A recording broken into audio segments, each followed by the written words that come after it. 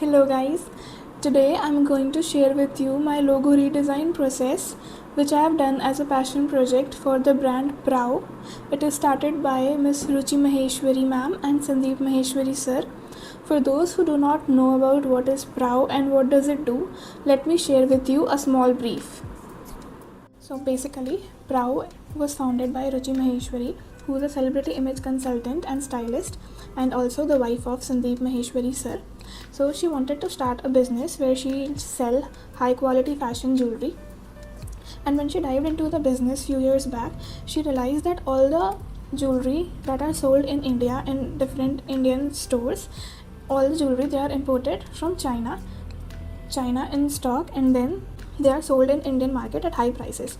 So the problem with this was, if a jewelry piece is manufactured at the cost of 100 rupees, so when it is imported from China to India, middlemen get involved. There are distributors, and then there are wholesalers, there are retailers. So at every step, some part of the commission gets used, and that leads to the hike of each jewelry prices. So if a jewelry piece is manufactured at rupees 100, it will be then sold maybe at rupees 500 to an Indian customer when he or she buys it from a jewelry store. So that was the problem. And initially, although she had no choice, she collected the jewelry pieces from the wholesale market itself. But then she thought she had a vision to change it, and that's when Sandeep Maheshwari sir also got involved into this business. So together what they wanted to do is they wanted to shift the designing, the manufacture and the production part of the jewelry from China to India itself. So each and every jewelry gets designed and manufactured in India and then sold. So what happens is, whatever the cost of designing and manufacturing and selling is, that doesn't go outside the country. It doesn't go to China or any other country, but it comes to our own country, India, and that results in increasing the economic value. So that was the problem they were trying to solve. Okay, so if you can relate, if you have seen Sandeep Maheshwari's transformative sessions, it basically aligns with his idea of reflect within. In each and every session, he talks about how you can find all the answers if you are aware and you reflect within. And it is the same vision that him and both Ruchi Maheshwari ma'am wants to incorporate in their business. They want India to reflect within, that we have all the needed resources, the caliber, the capabilities to start from scratch, to design from scratch and then sell it to the world. We do not need to always be a consumer, but we can also be a producer, and it will help our country to grow the GDP and the economic status of the country. So that's why it very well fits with his individual vision of self-reflection. And that is why, if we in one line, if we can phrase the vision, it is to reflect within. Let's understand what are the two very important missions of PRAO. First, they want PRAO to be the world's leading fashion jewelry brand that caters to different style and all the fashion needs of women worldwide. The second mission is to build PRAO from scratch in India. Okay, they want to act as an evidence, as a proof for other Indians that we have everything it needs to be an independent country, not just a consumer but also a bigger producer country. So that is why PRAO is proudly 100% made in India. So if we talk about the problem PRAO is solving, you might have understood that it wants to make jewelry from scratch in India itself. From designing to manufacturer and then to selling, everything will take place in India. So it will cut all the middlemen that are involved when a jewelry is imported. Okay, so the distributor, wholesaler and the retailer costs are cut, and it reduces the price of the jewelry to a very large extent. Okay, so it is a direct to consumer model kind of brand. So directly from designers and manufacturers of fashion jewelry, they can use PRAO as a platform to then sell their products worldwide. It acts as a direct marketplace, seamlessly connecting skilled designers and manufacturers with customers by cutting out all the middlemen. So no distributor, no dealer, no wholesaler and no retailer. So now let us try to understand what are the problems that PRAO is trying to solve. As we learned, when a jewelry piece is imported from China to India, the selling cost of the product drastically increases because of the middlemen that get involved in it.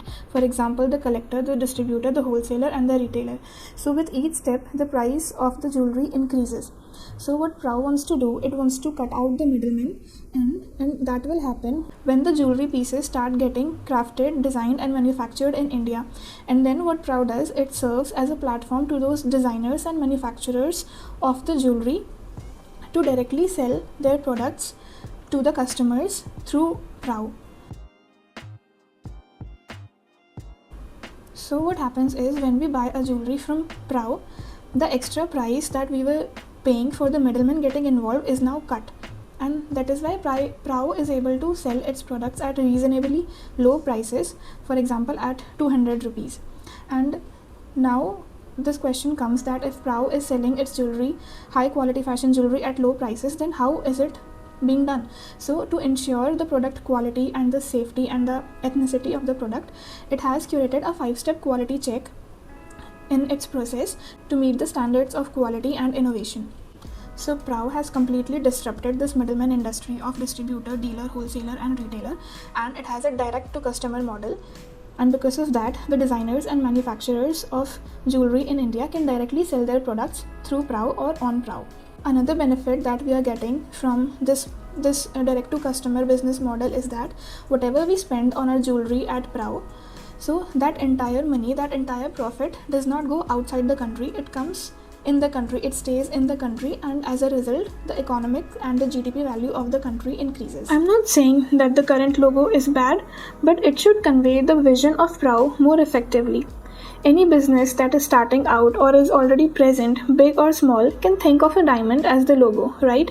Because a diamond is the basic representation of the entire jewelry industry.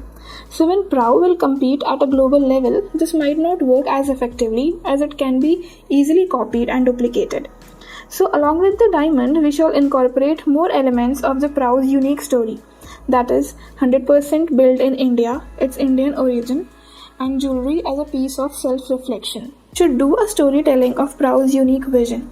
A unique vision always results in a unique symbol that cannot be copied or duplicated.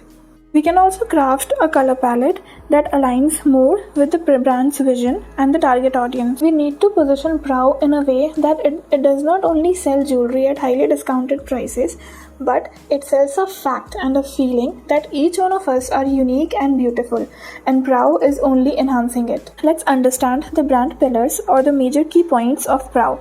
Self-reflection and self-expression, Indian essence, empowerment, ethnicity, craftsmanship, resilience, sustainability, elegance, innovation, and luxury.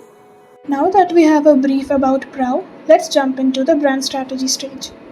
We all have heard the story about the musk deer relentlessly roaming around the forest, trying to find the source of the irresistible fragrance that allures him. It never realizes that the fragrance comes from its belly itself. Aren't we humans just like this musk deer? We seek validation and approval outwards so much that we always forget to look within ourselves. Zooming out, India happens to be on the same page as well.